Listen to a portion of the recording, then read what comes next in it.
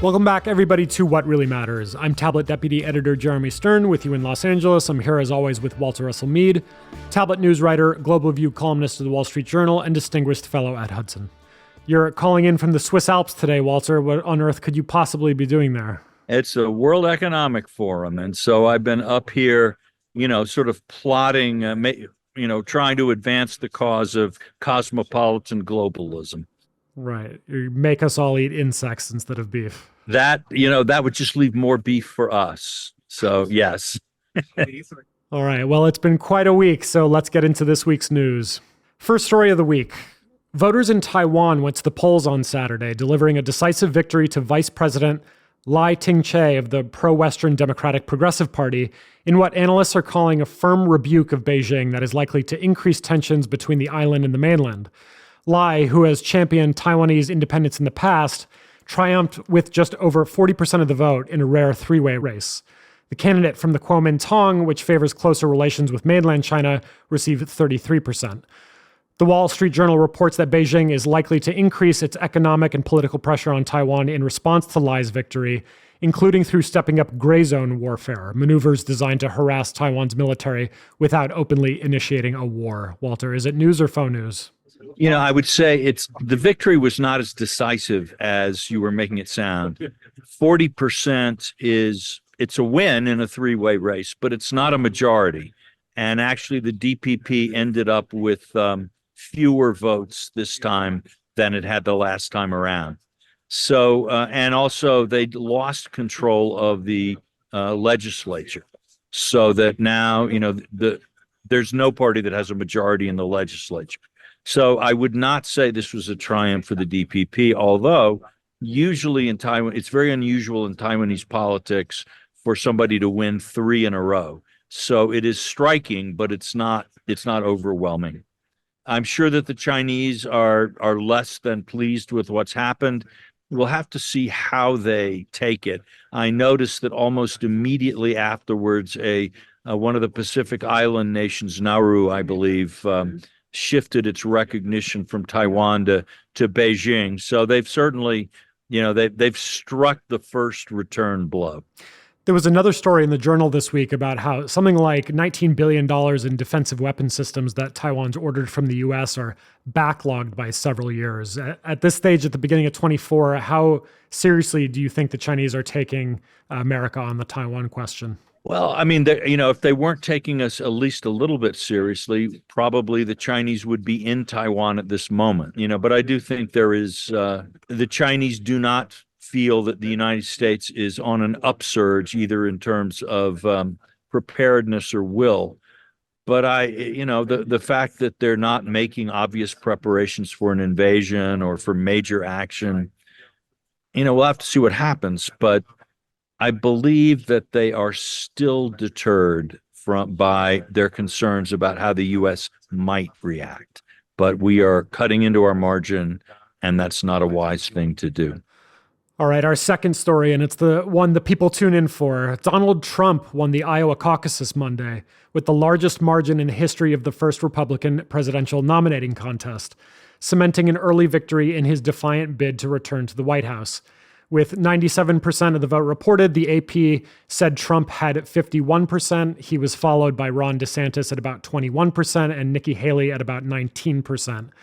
Walter, it wasn't exactly breaking news, but I can't imagine it's total faux news either. What is it? Well, how many people think that Donald Trump isn't going to be the Republican nominee?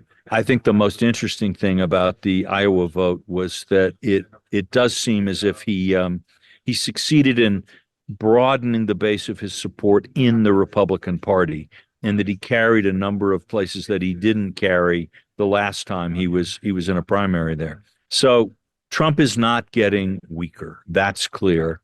Neither Haley nor DeSantis has been able to make an effective case to emerge as a rival. I think barring some act of nature or God, Donald Trump is going to be the Republican nominee. All right, final story of the week, or series of stories. So on Monday, Iran-backed Houthis struck a U.S.-owned cargo ship, the first direct assault on a commercial vessel since American and British forces launched multiple strikes against the Yemeni rebels last week. On Tuesday, Iran hit its neighbors Pakistan and Iraq and also Syria with ballistic missile strikes, including a target near a U.S. consulate in Iraqi Kurdistan. On Wednesday, the IDF Chief of Staff, Lieutenant General Erzi Halevi, said this in a visit to troops in northern Israel, quote, "I don't know when the war in the north will happen. I can tell you that the likelihood of it happening in the coming months is much higher than it was in the past," close quote. On Wednesday night, the U.S. targeted 14 Houthi missile sites in Yemen, and then on Thursday, Pakistan carried out a pre-dawn attack on suspected militant bases in Baluchistan in Iran. Walter, holy crap, I hesitate to ask, but is it news or faux news? It's news. But the news is that the slide toward regional war in the Middle East continues. I would say the biggest thing and the most worrying thing is that at this point, the Biden administration has not established deterrence. That is, it seems unable so far to prevent the Iranians from gradually turning up the heat. The Iranians don't seem to be making any effort whatever to rein in the Houthis, maybe the opposite. And Red Sea shipping in the Red Sea has essentially come to an end. This can't be allowed to continue. The Iranians are saying, we'll end the war in Gaza, and then we will allow shipping again in the Red Sea. And for the U.S. to concede to that demand would be not even that I think we could bring an end the war in Gaza by an act of will. But that would be to basically say that Iran owns the Middle East. That would be, I think, not a good idea. So we are in a position now where the Iranians are continuing to test and raise the stakes, and the Americans have not yet earned the respect of the Iranians that they are taking us particularly seriously. I'm told that we actually warned the Iranians, sort of notified them that we would be striking the Houthis. This doesn't seem wise. It's almost like we were saying, look, we'll just do a little bit. Please don't overreact. We don't mean very much by it. That's not actually how you establish deterrence. That's actually how you create an impression in the mind of your opponent that you are deterred and that they are succeeding in intimidating you. I'm afraid, American policy, even though it's clear the Biden administration wants nothing less. I mean, it really does not want a war in the Middle East. Absolutely doesn't want it. And they're right not to want it. But unfortunately, the net result of their policies is making it more likely, not less. One follow-up there on what you just said. I mean, what is the story about the Biden administration redesignating the Houthis as a terrorist group on Wednesday? So from what I understand, the Houthis had been designated as a foreign terrorist organization, which is a legal term for the state and treasury departments, until 2021 when the administration removed the designation. And now we've relisted the Houthis not as an FTO, but as a, quote, specially designated global terrorist, which is a legal term distinct from an FTO and apparently allows more room for carve-outs. I mean, what do you think is going on there? Is this part of the administration's effort to avoid a war? I think it is in their convoluted thinking. I really am, the problem in some ways is that it's been the view of the Democratic foreign policy universe since the Obama administration that the best way to avoid war in the Middle East and to safeguard American interests is to reach some kind of understanding with Iran. And they tell themselves that the Iran nuclear deal, the JCPOA, was a brilliant success. And if the evil Trump chimpanzee hadn't come in and wrecked this beautifully functioning program, we would now be well on the way to that détente. And so ever since the Biden administration has come in, the hope has been that somehow we could get back to that, what they believe, I think falsely, was a good place. And so everything they've done has been with that objective in mind. They are not taking no for an answer. I think at some point you have to. So even now they are thinking about, I think National Security Advisor Jake Sullivan here in Davos said in his talk that the goal needs to be, what we now need to think about is managing escalation this is not, I think, how you reach an understanding with the mullahs in Iran. All right, that does it for the news this week. Let's have the big conversation.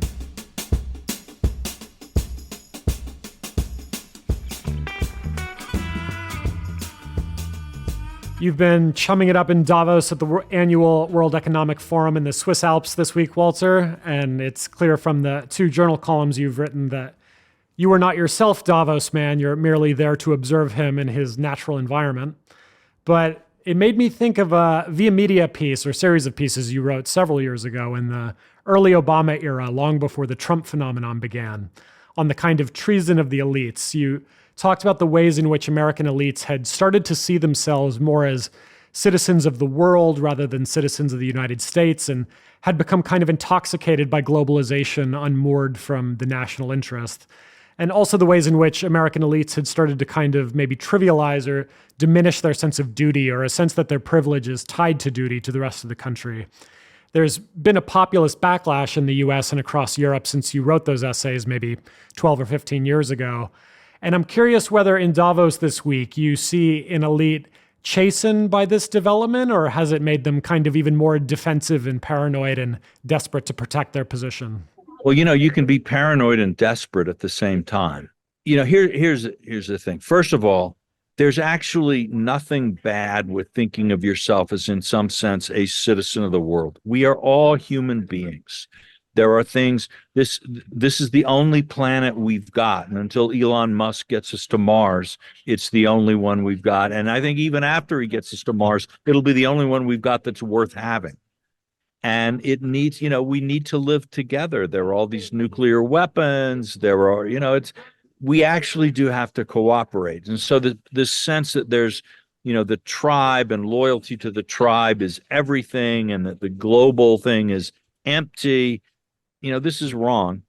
When I think about this, we have this new nationalism that I think goes too far in the other direction and says, the nation state is the heart of everything and is the highest value. I think about, for example, the story of Abraham in the Bible. Abraham is the father of the Jewish nation. Christians see him as kind of the spiritual father of the Christian world. Muslims look back to him as well. But Abraham, the thing that brought Abraham close to God was not inward-looking exclusivity. It was his hospitality to angels and to strangers who turned out to be angels and messengers of God in various ways. And it was, the thing that destroyed Sodom and Gomorrah was inhospitality to strangers. And so you can be a member of a tribe, and you can also feel that you have universal obligations as a human being, right? And I think that's true for all of us. I think it's true always and everywhere. Figuring out the right balance is the hard thing. You have people who are ultra nationalists who think that, what is it? There's some Belgian, or it's a Latin phrase. I saw it on a statue in Belgium, that sort of the good of the state, the good of the people is the supreme good, supreme law. And then on the other hand, you can have, there are no nations. We live in John Lennon's world. There are no borders. Both of those things get you in trouble. And I do think that after the fall of the Soviet Union, a lot of the intellectual classes and business classes in the United States went too far in the direction of repressing their sense of themselves as Americans, trying to help America, and sort of vaulted into this kind of universal cosmopolitanism. I am not a citizen of the United States. I'm a citizen of the world. I would say I am a citizen of the United States, and that's one of the ways that I serve as a citizen of the world, that your loyalties begin with your own nation, your own people, and they go forward from that.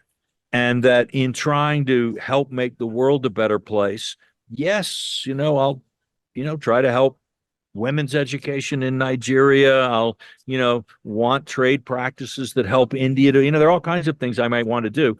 But the first and most important thing I can do as a citizen of the world is to help my country flourish. So there's no contradiction between these.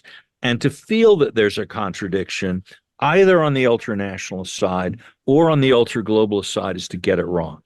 And what I wrote in those essays was based on my sense that the American elite had gotten that wrong. And I think to some degree that is still true.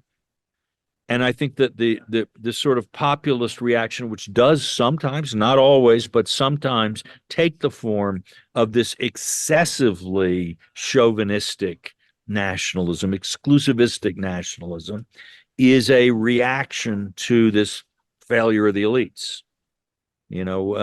Two wrongs don't make a right. What we all need to be doing is trying to strike the proper balance, even if other people aren't. All right. And final question. You mentioned that Jake Sullivan's been there, Secretary Blinken as well, maybe doing a bit of damage control at Davos this week. What's the reception been like to their efforts from what you hear? Well, again, I can't speak for everyone, but the conversation at Davos this year, insofar as I've heard it, is gloom about geopolitical developments, a feeling that the world has stopped becoming more united, that it is fragmenting, that we are seeing geopolitical competition rising. The business people here are talking about how it's getting harder for them to operate. The global environment is not working in the way it is. And also the sense that some of the problems that Davos is known for caring a lot about, like climate change, it's not so easy to argue that things are moving in the right direction on that. So since the United States is, of all the countries in the world, the one that plays the largest role in trying to sort of achieve geopolitical stability, prevent war, all these, it's very hard when everyone thinks things are getting worse to come out there and say, hi, my administration is really doing everything right. And everything is under control, baby. We've got it. Don't worry. Okay, that is just so dissonant from the experience of the people, say the lived experience of the Davoisie. It's hard for the spokesman of American administration to be convincing at a moment like this, as we're sort of waiting to see, okay, which country in the Middle East has launched rockets against which other country today? And very few people would have guessed it would be Pakistan attacking Iran. But this is not the sign of a great power solidifying the stability of the geopolitical order. All right, that does it for the big conversation. Let's end on the tip of the week.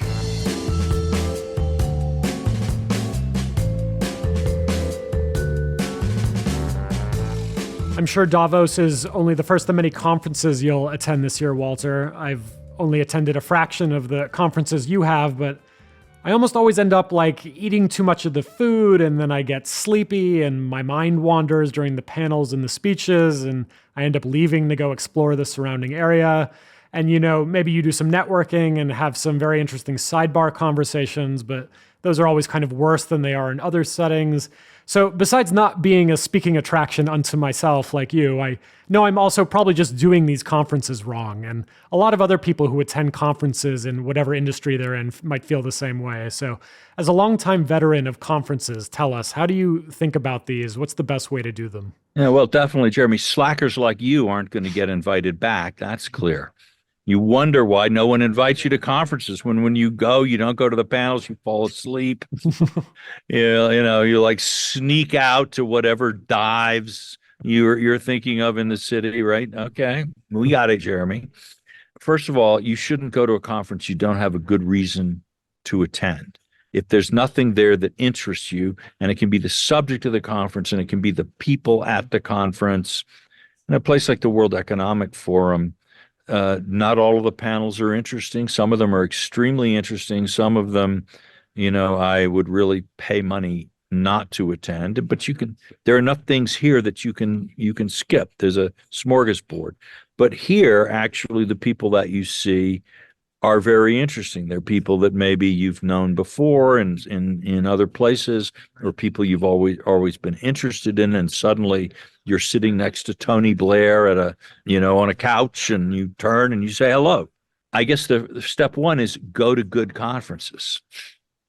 decline invitations to conferences that don't interest you. And if you're going to a good conference, you'll have a purpose. Keep your purpose in mind. Don't just sort of passively go. Look for, okay, who is going to this conference that I really want to see? What is being discussed at this conference that I really want to hear?